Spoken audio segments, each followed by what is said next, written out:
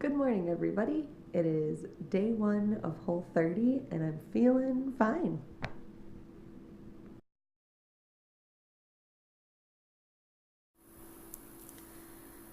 Okay, so this is the third time that I'm doing Whole30. Couple of things that I want to note about this time through for me is I know I have a couple of hard days coming up. The first being that I'm a director and a show that I've been directing opens in a couple of weeks. And so, without fail, we are either going to want to go out at some point during Tech Week or after opening and celebrate. And I know it's going to be hard to celebrate without being able to drink, but I just want to acknowledge that now. Put it out there that that is coming and that I'm aware of it and I'm thinking about it, and you'll see what happens when I do, I guess, once that day comes up. The other one is that it is going to be my birthday during this Whole30. It is going to be my birthday about 3 days before we end, which is hard for me to say what's going to happen because I know that part of what this program is for is so that we don't deprive ourselves on special occasions. However, another part of this program is that during the 30 days that you have decided to reset, you are not supposed to slip. And it was really important to me this time to start on January 2nd because there's such a big group of people that are doing that, and I really wanted to be a part of it. The first two times I did Whole30, I was on my own, and I did it and felt great about it, but I didn't have that community starting at the same time I did and communicating on Facebook and having a group that you could be a part of and going on the website and finding a huge thread of people that already exist. In fact, I actually found a thread of people who are on their third Whole30, and that this is the one they're doing after November, which is the last time I did mine. Or very similar dates. I guess it wasn't exactly the same, but very close. And so enough similarities where I was like, okay, this is what I'm supposed to be doing right now. It feels really good to start this. And so when my birthday does come along, I don't know. We'll see. But I do want to put that out in the world that it is there, it is coming, it's a date that I am unsure about. Right now I'm about 90% where I feel like, of course I'm going to want to keep doing Whole30, and then there's that part of me that remembers how those last 2 days feel like. Why not just let yourself explore whatever because you've been so good for 4 weeks? So we'll see. I'm not sure where that's going to go. But putting it out there. Another thing that I want to do this time around on my Whole30 is get outside of my food comfort zone.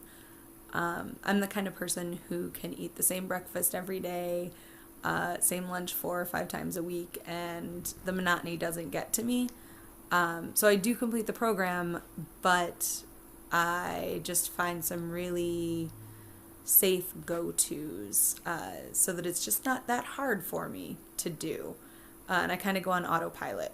So one of the things that I want to do this time around is try things that I wouldn't normally try, whether it's just ingredients that I don't normally grab for or have in my pantry or in my refrigerator, or something that I just think is too hard to cook, so I don't attempt it.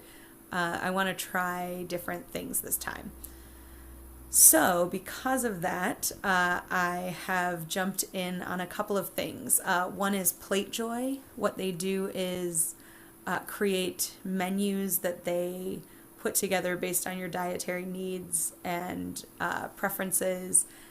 And they put these menus together, and then they actually log on to something that I'm a part of called Instacart, where they create you a grocery list, and then you can upload that list to your Instacart, which means you can online shop for that list without having to do too much. And then an Instacart shopper goes grocery shopping for you and brings it to your door, which I gotta say I totally love.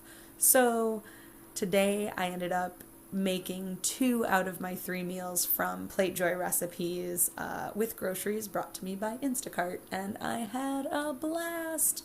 And I made curry, which I love and totally don't think that you can do on Whole30 because it just sounds like something you would need non-compliant things for, turns out that is a total myth, and you can totally make curry on Whole30 stuff, and it was super easy and awesome.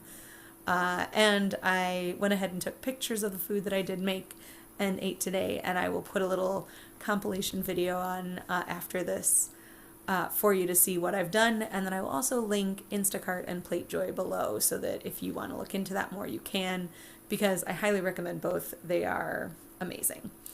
I think that's about it for today.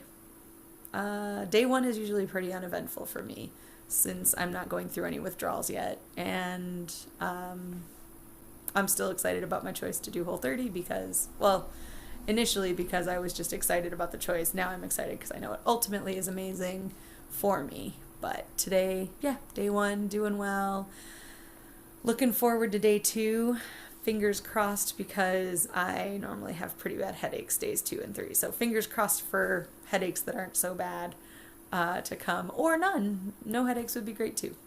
Anyway, now I'm rambling again, so that means it's time to go. Have a great night, and I will talk to you again tomorrow.